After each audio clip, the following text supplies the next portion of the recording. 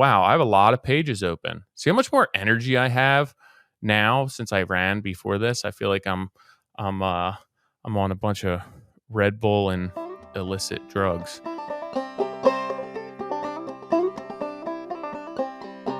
I'm trying to give Doug some good content for his thumbnails. I don't know if you guys have noticed. Well, um, as always, good morning, good afternoon, good evening. Welcome back to Midweek Modern Craftsman. But I wanted to give Doug some really good opportunities for screen grabs for his thumbnails. I don't know if you guys have noticed, but at the whenever Doug releases the podcast and it has my picture on it, it always has me making some sort of crazy face that he pulls out of there. So I was drinking seltzer at the beginning of this. I'll try and make a bunch of very odd, weird faces while recording this podcast. So Doug has a really good opportunity to get some just great photos of me, some screen grabs. Um, I look like a hot mess right now. I feel like a hot mess right now. I just got back from a quick run. I started days when so a lot of times Tuesdays I'm recording and I'm doing podcast related stuff, catching up on some paperwork. So somewhat of an office day for me, but I find that midday I get so tired. Like if I'm working, I'm not tired until I stop work, eat some dinner, and then I start to unwind. I try and stay busy with the girls, so I get up right after dinner instead of sitting down because then it's lights out if I do that. But I try and when I'm not working, I realize that I get super tired midday. Um, Even eating relatively well, probably crashing from caffeine, to be honest. But I don't I exercise after work typically. Excuse me real quick. Generally I exercise after work, just not a huge get up in the morning early and go work out type of person. I usually, if I go for a run, maybe 3 days a week, I'll pack my shoes in my truck and I'll stop on my way home and either run at the high school track or at my kids' school. There's a loop that I have there. I'll just run, 2, 3 miles. Um, but I usually do that after work, even though I'm tired. I still feel as though I have energy, so I'm not a huge person to get up in the morning and exercise. Not a big midday exercise person, but I've found that on days that I don't work, I can't seem to get going. Again, even eating well and um, doing what I need to be in a decent routine, it's tough for me. So I started a few weeks ago running before the podcast, and it tends to wake me up a lot. Um, Sometimes a shower does it, but I'd rather do something more productive. So I started just going and putting in a couple of miles before podcast recording. Like I'll write down notes, um, do my guest briefing, get a bunch of paperwork done, and then I'll take a break and go exercise and then come back. And I feel like I have a lot more energy. But then my face is beet red and I'm sweaty and I look like a hot mess. But luckily, this is an audio podcast other than Doug's screenshots that he grabs. So you guys don't have to deal with that. What's on the agenda for this week? We're going to take a break from the job that is kicking my butt to talk about some of my favorite books. A lot of them are for when construction related books from when I first started in business. Before there was a ton of information on the internets. Now I feel like I'm really old right now. I'm using books to educate people, and I call it the internets and the Google. So when I first started my own business, I didn't have enough confidence to ask people for help, to ask questions. I didn't want people to think that I didn't know what I was doing. So I did a lot of self-educating. I read a lot. I bought books. I would go online and try and find answers. But I have a handful of books here that should help you guys and girls out with questions. It's not anything super in-depth. It's just basic knowledge, but it's a reference that you can have. There's no secrets. There's no obscure books here. A lot of them are put out by Taunton, which is the company who owns Fine Home Building. So it's nothing crazy, but they've all helped me, and I hold on to them, and I do refer back to them every so often. So being that we're talking about fine home building, and see, now I had this huge stack of books. Um, Fine home building. That's a good magazine if you are looking to get into the trades. I still get Fine Home Building magazine. Here you go. Um, they did a little bit of a rebrand. I like the new font, the new graphics, but I still keep in touch with them. I still write for them a fair amount. There's a lot of good information in there that is applicable and digestible for people who are just getting started. They don't get too deep into the weeds. So if you're looking, sometimes they do, but it's a good comprehensive magazine. If you're getting your feet wet in the industry and you want to know what's going on and what products, I think that it's a good magazine. So another book that I have is Get Your House Right. I'm sure that a lot of people have seen this book, read this book, but it's a really cool book. It's by Marianne Cusado and Ben Pentrith with Richard Sammons and Leon Cryer. So this book just has a ton of detail as far as simple home design, right? It's scale your dormers this way, and it'll show you what's right and it'll show you what's wrong. Everything from windows to casing to interior details, exterior details, gutters, eaves, cornices, roof lines, how you tie into roof lines. It's just a very simple, easily read, easily understood book for anyone. And it really just gives you a really good basis and feel for what is right and what is wrong. Very simple, really good book. You can get it anywhere online, Amazon. If there are bookstores around, I'm sure you could probably find them there. But this is another good book where it's anything that you come into, right? Like I just opened up this page and it's projections on sill or window stools and casing and what your projection should be. And it's just like if you go to do something and you don't understand the scale of it or what it should look like, or you see something and it seems wrong or it feels wrong and why it's wrong, you can go in here and you can look up traditionally why things were done a certain way and why they are that way and why, even though they may not have as much function nowadays, it may just be an architectural detail that you're mimicking something that was functional back in the day. This will show you the right way to do it. So that's a really great book. I'm going to run out of space here. Let me put this right here. All right. This is another one. And a bunch of people had recommended this to me. Pretty good house. Um, one of the contributors in this is Michael Maines, who I was introduced to initially through Fine Home Building.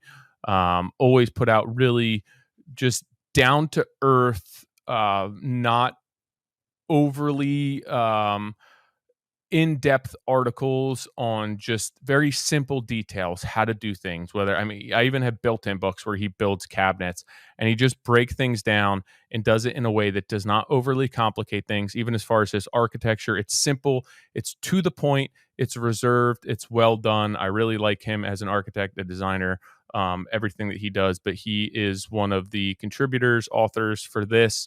It's the same principle, right? To build a house that's pretty good, it doesn't need to be, everything doesn't need to be top of the line. You don't need to go over the top with everything. You don't need to spend $500 a square foot to buy a house. But if you detail this house correctly and you plan this house correctly and you put this house, place it correctly on the lot with regard to solar gain and everything else, right? There's so many small considerations that do not necessarily impact the budget of the project, but will make it a much more comfortable, much more efficient, livable house. So this is a really good book for anyone who's looking to build a home, or design a home, or build a home for a customer. Just a really good read. I refer back to that a lot. A lot of people always ask me questions about finishing. I found, other than doing it yourself and banging your head against the wall, reading books is the best way to understand wood finishing, which is the title of this book. So when I was doing wood finishing, staining, a lot of clear coats, to all different types of wood, I would use this book. It talks about all different types of finishes, water-based finishes, two-part finishes, clear coats, solids, staining, how to match pigments, how to work with all different types of finishes, how to apply different types of finishes, and just understanding what the different types of finishes they are, what different types of finishes there are, how to deal with them, how to work with them, the pros and cons of each. So getting into finishing is understanding what you're working with, what products, what they're going on, and how to apply them, and how to troubleshoot if you run into issues, how to set yourself up for success. So this is a really good, again, not overly complicated book that would get you started just understanding all the different finishes, what they do, how they work, pros and cons, why you would choose a finish in a certain situation, and how you can apply them. Um, so check this out if you have questions about wood finishing. A lot of these are super old too, so you can find them either used online for a pretty good deal. Everything is online now, right? You can look up building code online, but I still have this textbook from college. So it's building codes. They update building codes, and building codes are deciphered and adapted differently for each township, right? There's international building code, and then it's up to each and every township as to how they want to apply those codes, and negotiate through that code process and interpretation of the codes. So this is a good book. It just visualizes that if you don't understand, or you have somebody who's working for you and you just like show them code online, it may not be as digestible, as understandable as this book. It just makes it really easy to be able to understand that. So I keep this on. I have let employees see this. If we run into something, we discuss something, and they want to see a visual for it. It has a bunch of, like I said, there's drawings. It'll explain not only with words, but with pictures, drawings, diagrams as to why the building codes are the way they are. So that's a good book for people just starting out. These are in no order. I got to put these down. Hold on. I'll be right back. All right. Polly's actually in here too. She's probably like, "What the hell are you doing in there?" So when I first started building cabinetry, I would look at factory made cabinetry, and I would assume that that's the only way that you can build things. And to be honest, it's not always the best way to build things. A lot of times, it's the fastest way to build things when they're set up with systems for the way that they do things. It's an assembly line. They can systematize things. Everything goes together. But a lot of times, if they're building a custom cabinet, they're using their materials and methods, and there's different ways of doing things. So I bought a bunch of cabinet making books just to see different ways to do things. This one, building kitchen cabinets. I don't build kitchen cabinets, but I wanted to see how they assemble the carcasses. There's a little bit on installation in here. They give a bunch of tips and tricks, even some finishing. How to assemble these different ways that you can, if you want to assemble on site, how to build boxes. And what I've learned with cabinet building through a lot of these books, and seeing that every cabinet company does things a little bit different, is that there is not necessarily one right way to build a cabinet. People have different systems, a different budget, a different shop size, access to different tools, equipment, materials, that not all cabinets are created equal, and there's a budget for every cabinet, and every single drawer box may not call for dovetail drawers. It may call for pocket screwed or dadoed, um, a blind dovetail. It's all different, and depending on what you're selling and what type of job and what type of work you're doing, there's a lot of different ways to skin a cat. So these books really help, and helped me reiterate that, hey, I'm doing things the way that I'm doing them because this is the access to the tools, the shop, and the equipment that I have. Are there better ways? Yes. Are there faster ways? Yes. Would they be the best way for me? Not necessarily. So it's a case by case basis, but a lot of this just reaffirmed with me that there's different ways to do things. So that's a Taunton book.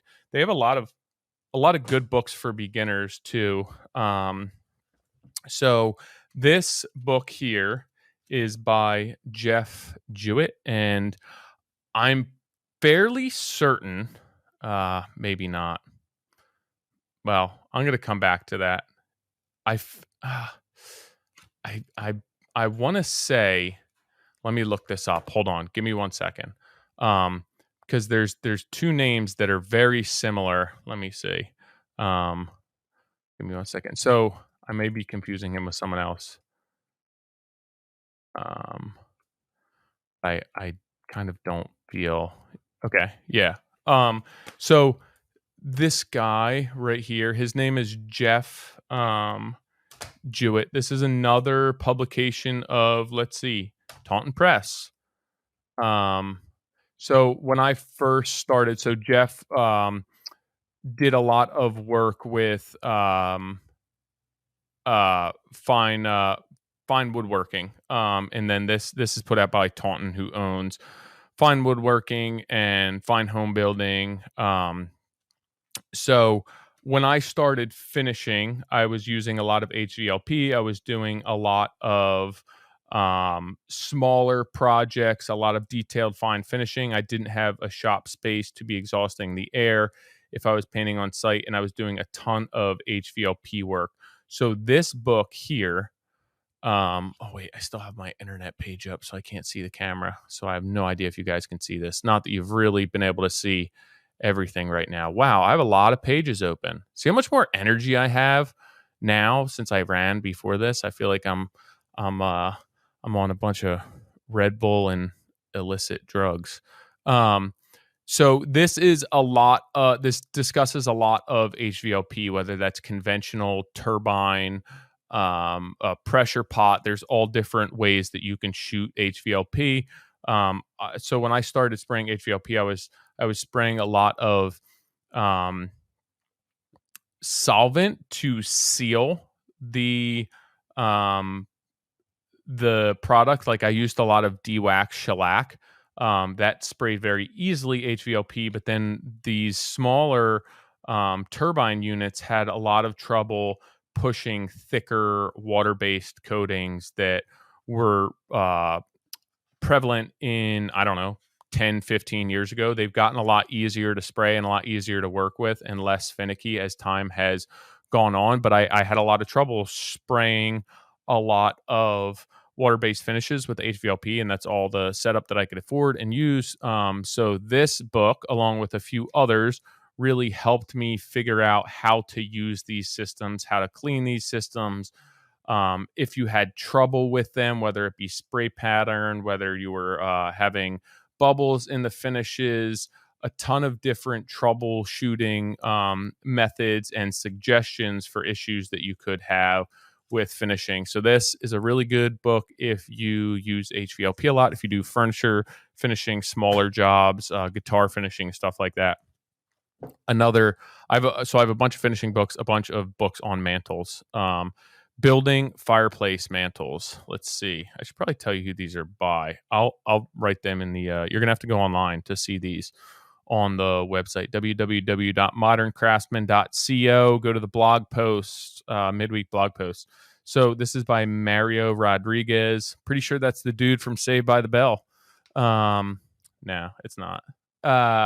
So one of the things that I've found extremely difficult over the years, and I feel as though 10, 15 years of doing carpentry, I'm finally starting to modestly understand it, like very preliminarily understand how to lay out mantles and build mantles in a way that they look right and they don't look cheap and they are properly proportioned. So the difficulty with mantles is you're abiding by fire code, the NFRA, National NFPA, National Fire Protection Agency, is dictating the code and the setbacks, and then you need to build this piece of essentially furniture that abides by code but also looks right, is scaled properly to the fireplace opening, to your non-combustible slip around the fireplace, to your overmantle projection, and what width you want your pilasters and how tall that breast should be and how far it should project out from the wall. above, where the breast is, where the mantle shelf, if you have supporting moldings, there's so much stuff to know.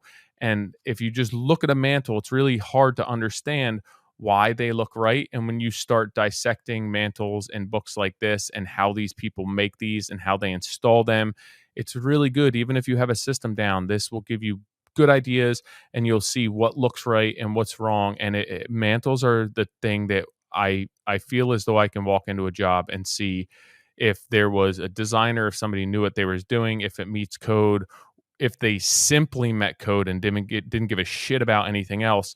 There's usually no in between. They're usually really bad or really good. I feel as though I've made a lot of really bad mantles and not a ton of really good ones, but I'm getting there.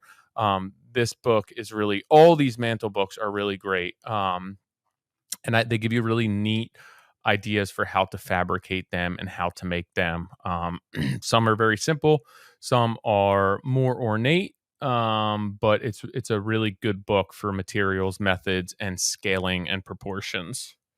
Let's see what else we have on the table. All right, here's another one. This is Building One Mantle. It's called Step by Step to a Classic Fireplace Mantle by Steve Penberthy with Gary Jones. A lot of weird names in these books. These dudes, like, they're legit. I feel like we have to get them on the podcast. But look at this dude. Like, if he doesn't look like he knows what he's doing, I don't know who does. Look at these guys. I feel like you just got to buy this book just for this photo. Like, they have the prom stance the one dude has on, the Jeffrey Dahmer glasses, dungarees with no belt, cowboy hat, long hair. But I bought this one essentially to look at how they built this mantle from start to finish, looking at how they flushed up their joinery, what materials they used, what they used for backing, if they were face nailing things, how they layered their trims. I don't necessarily love the mantle itself, but I just wanted to see how they were going about doing this. Again, if it was all zero exposed fasteners, everything like that. And then at the end, they do have a gallery of a bunch of different mantles that they built. So this is just like a beginning to end how to build a fireplace mantle for one specific mantle. But the nice thing about it is you will see, even if it's not the style of mantle that you choose to build, it will show you how to start, where to start, and how to finish and wrap that up. And I think the different materials, means, and methods can be used for that. Here's another one. David Getz, Making Mantles. I told you I struggle with mantles for a long time, sizing them, um, determining what's right, what's wrong, what moldings to pick, how proportions, how wide they should be, if your breast should be even with the pilasters, if the pilasters should protrude out past the breast, how detailed to make them, how to attach them over existing fireplaces, where the hearth extension should line up with regard to the pilasters if that does not matter. There's so many considerations, and then you have to abide by this code. So again, this was just a really good book. This has a ton of different examples of mantles. And then again, even on the front, you can see how he built this and how he installs this so that I could get into building them off site, measuring them on site, building them off site, and then installing them, to save me a ton of field work. If you guys like these type of podcasts, I can do more with this. What do you say? Another fireplace mantle. I've built mantles like this before. Again, many things to consider. You have the breast here, the pilasters. The breast is in from the pilasters, which is probably for fire code because you're only allowed a certain amount of projection. Here, up here, you have different options, right? They packed out. I know that you guys can't see this, but they packed out this crown molding up here, which actually should be a support molding if it were done correctly. Oh, I'm sorry. No, yeah, it should be a support molding. It is not a support molding right now. Still looks decent. Um, but this is a terminating molding, and then they have a shelf above it, so that's not necessarily correct. But right there, crown molding is not wrapping around this pilaster. They put a block underneath there to simplify this design. If you wanted to make this more ornate, you could get rid of that pack out and wrap your crown or what should be a support molding around that pilaster and then tuck it back into the breast. So just a lot of considerations. This is the same thing. It's taking One Mantle from start to finish and figuring out how they layer this, how they assemble all this offsite. So, Constructing a Fireplace Mantle by Steve Penberthy with Lawrence Esch Wealth. So, Steve Penberthy is a big time player in this mantle game. So, if you guys were unaware, now you know. This is a Schiffer book for woodworkers. So, I'm assuming that's Nick. So, he must have something to do with that. Next up, Bookcases, Cabinets, and Built-ins. This is by Taunton. Just a bunch of different projects. So the cool thing about these books is it's almost as if there's a dozen fine home building articles in one book. So they have all different types of cabinetry, all different levels of detail, all different projects, and they walk you through the design of them, the fabrication of them, why they chose certain means and methods, right? They tell you all different types. There's many different types of drawer assemblies, not just one way. A dowel, rabbit and tongue, half lap, pinned rabbit, box joint, rabbit joint, dovetail, sliding dovetail, right? There's all these different options that they just show you everything, right? You can use biscuits, you can use a dado joint, and that there's not necessarily one right and wrong. It tells you about doors, type of doors, how to make doors. Really cool book that just shows you many different examples of how to make cabinets. And for me, again, this super cool because some of them are like built on site and it's finished and then made in a way that it can be built on site and pinned in place. And like it was just nice to see some of this where it's like I bang my head against a wall or keep myself up at night thinking, how am I going to attach that face frame without any pin nails? And it's like, well, you know what? I'm not charging that much money for this. And this is the type of thing where I can build this offsite and tack this on in place and it's staying great and hide that. And that's just the way that it's going to be. And I'm okay with that. So really cool book. Check that one out. Another one, Taunton's Shelves, Cabinets, Bookcases. Same thing. It's going to follow you around to a bunch of different projects. Look, we even have Gary Katz in here as a young man working. But this is where I first started hearing a lot of these names. Gary Striegler. I know Mike Maines was in one of these that I had. Gary Katz is in here, and it's just simple stuff that you can find online, but it's nice to have it all in one place, right? Where Gary Katz did an article on installing or outfitting a clothes closet, and it just gives you the dimension of where rods should be, and all that thought is already taken out of it. Office built-ins, even just nice stuff like this, where it's like, hey, how are you going to build up and support that crown molding on that cabinet that's down from the ceiling? And it just gives you ideas that you may not have considered before. Looks like another Taunton book, Building Stairs. I've used this on many different jobs. I used this as recently as a project down the shore, where I built a staircase we had very tight site constraints as far as how far out we could project, how to make the turn, ceiling height, really tough, but this gives you a lot of detail as far as making multiple different types of staircases, different assembly techniques, making jigs for cutting your stringers, how to measure for stringers, stair gauges, how to trim out your skirts, how to install different rail types, whether it's post to post, over the post, fabricated in a shop, fabricated on site, making stringers out of LVLs, how to make them squeak free. So many different considerations. And again, that will help you with layout, how to structure them, how to plan them, design them. And it's a really good book that is shop built stairs, site built stairs. Really good one. This is by Andy Engel. He actually recently just passed away. I think a couple of years ago. He was with Fine Home Building for a really long time. So this is a great book. Love this book. We'll never get rid of this book. All right. So this is probably the first book that I bought when I went out on my own. It's called Trim Complete. It's by Taunton Greg Kossow. I had a little job that um, it's for one of my wife's family friends' parents, but I really always enjoyed doing trim work, but nobody had taught me how to do it. So I bought this book because a friend of somebody who my wife grew up with, their parents hired somebody to build an oak staircase, and they installed the staircase and went to like trim it out. They built it in a shop, and when they went to install it, it was an old house. Things were out of square. They weren't right, and they went to the stair company just installed the stairs, and then the carpenter who subbed that out was to finish and trim out the stairs and put the rails, and he really botched it very badly.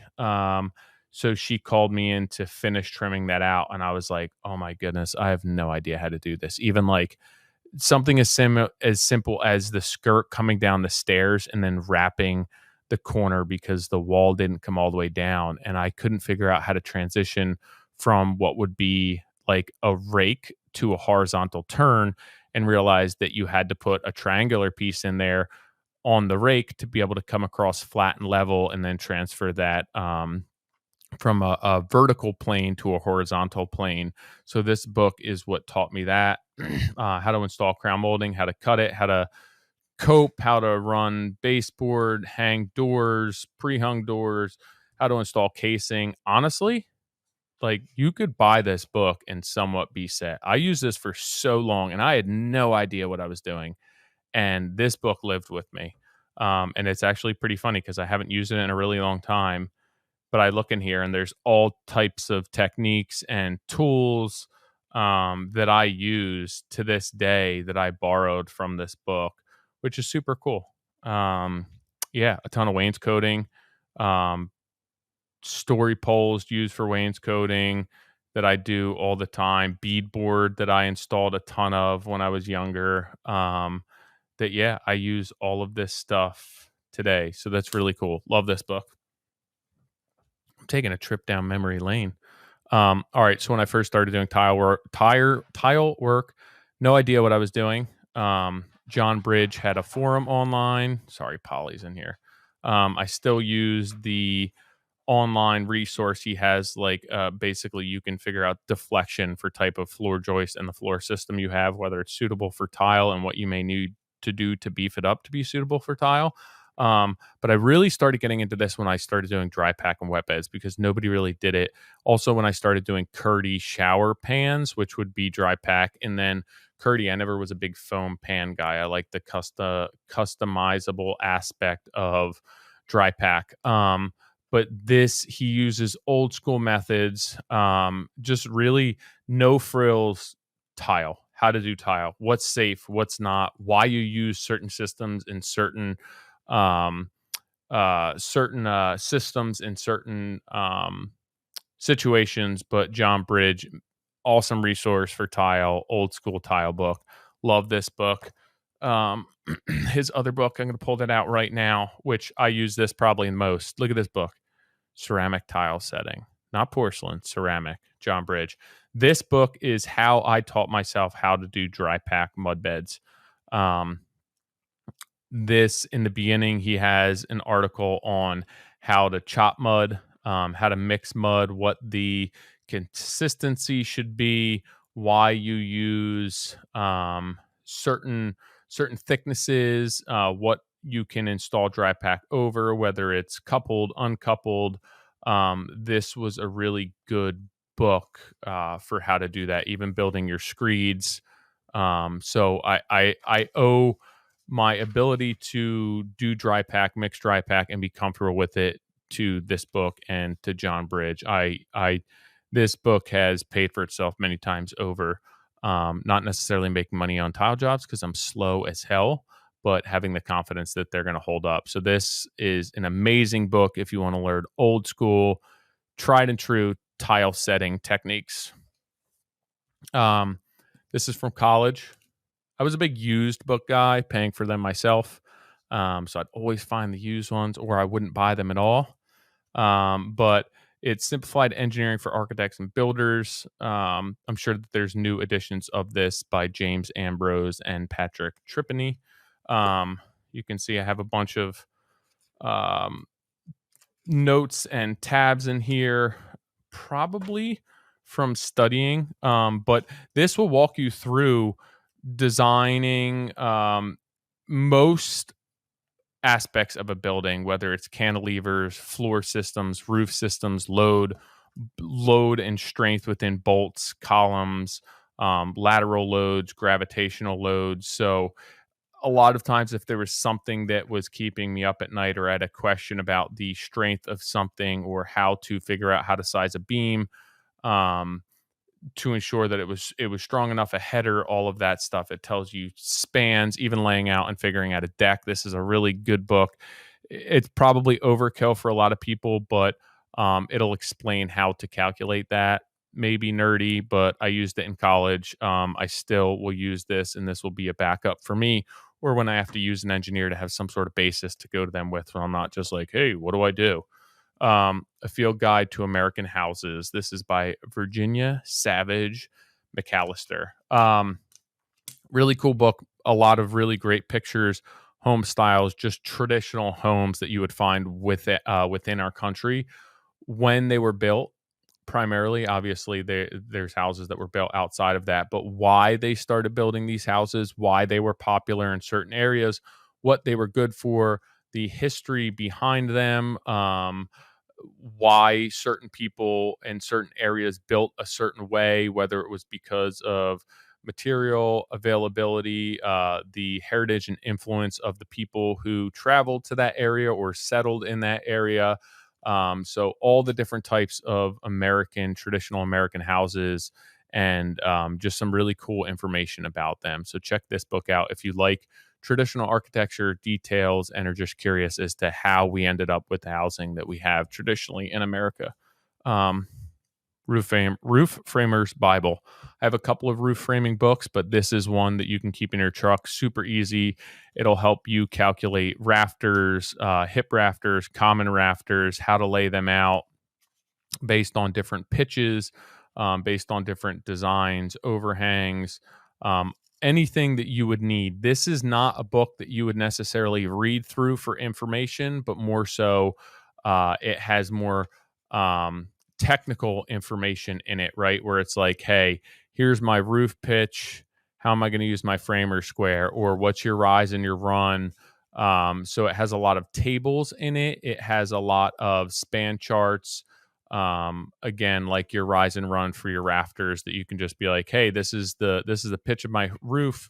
It's a irregular hip, and this is our run. This is how far out we want our overhang, and you can go in and figure out what the cut is for your commons, your king commons, all your jacks, all of that stuff. So this, again, is not a book that you'd sit down and read, but more of a resource where you're like, hey, I need to do this on the job. Difference between this and a calculator. Calculator is great. Have one in my truck. Use it.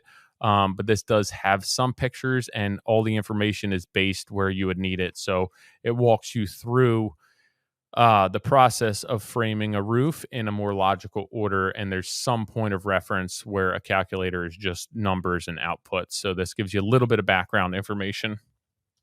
I've used this a ton, all the time. When I first started building decks, I didn't know how to build decks. I didn't know how to fill out permits for decks, how to size beams for decks, how to size joists for decks, how far of an overhang you could have, where you need your posts, your footings, what size footings. This book will tell you everything that you need to know. Well, not everything, but I've used this book with some span charts to submit permits for every deck that I've ever built. I've never hired an architect, never hired an engineer, and they've all gone through the code process with flying colors. So, um, yeah, this book is great. There's a lot of useful information in here, from like a practical standpoint. I don't really use this for inspiration as far as designs or anything like that, but just, again, like, you want to build a deck this size. How are you calculating the load for each um footing that you're putting in? What size, like, how many square feet is that covering? What's the pound per square feet? Where do you want to place your beam? How thick does your beam have to be? What size can your joist be? With those, how far of an overhang, a cantilever, can you have past the beam? um all of that information, flashing information, is in here. You can see I brought this to a ton of jobs. I've used this on every, here's my little note for beam spans in here. So you can look at maximum post heights, design loads, everything that you would need, how to attach them, and then tips, right? And then like this type of stuff where it's like a full span chart where your loads are based on a cantilever with multiple beams. Just great information that even if you hired an architect or there's a plan for a deck that an architect made, this will visually help you understand why that deck is built the way that it is, why the framing is there, why they size the framing, why the footing size is appropriate. A lot of times, even with footings, like reading a book like this, it's like you're going to pick the smallest size footing that works everywhere. You're not going to build with 6 different footing size just for ease. So you're going to try and balance, right, how many footings you have, how many posts you have with the size footing that you want to pour. So if it's a matter of putting one more footing on a beam that's a 16-inch footing rather than going up to like an 18 or a 24-inch sonotube, it's like that's way less concrete to just put one more and dig one more footing in. Just stuff like that it may make sense to do that, right? There's options more than just one size fits all. So this is another Taunton book by Scott Schuttner. I really like this, use this a ton. So that's going to wrap up my beginner book guide for you guys and girls. The blog post this week realistically will just be a list of all these books and the people who wrote them. If you want to check them out, I would assume that I bought most of these. I definitely bought all of these online. I don't know if it's Amazon. I used to get them on half.com. Amazon when it used to be a bookstore. eBay, I bought a bunch, but you can get them for cheap. You can get them used. You're just not going to buy mine because these books I still use and they have sentimental value. But they're really good for people starting out, and you can read through them. You can bring them to the job. You can have point of reference. A lot of times they revise these if code changes, so you may be able to get updated editions. But I'll list the names of these books and the authors online, and then if you have questions about them, reach out to me, Tyler at trghomeconcepts.com. I got a couple new emails this week that I'll add to the list of conversation topics for blog post podcast recording. But I hope you guys liked this podcast. It was fun for me paging through and thumbing through all these books and briefing myself on them. A lot of them I haven't opened in quite a few years. And I remember like getting a job or landing a job where I had to build a deck and be like, how the hell do I submit permits for this?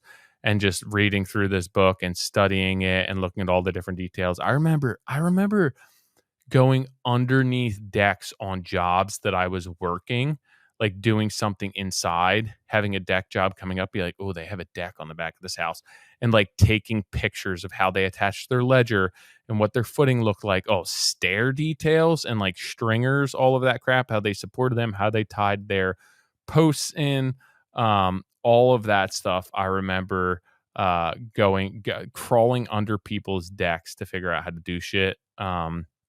But books are a great resource. I swear by them. I still think that they're great, especially if there's not somebody there to teach you.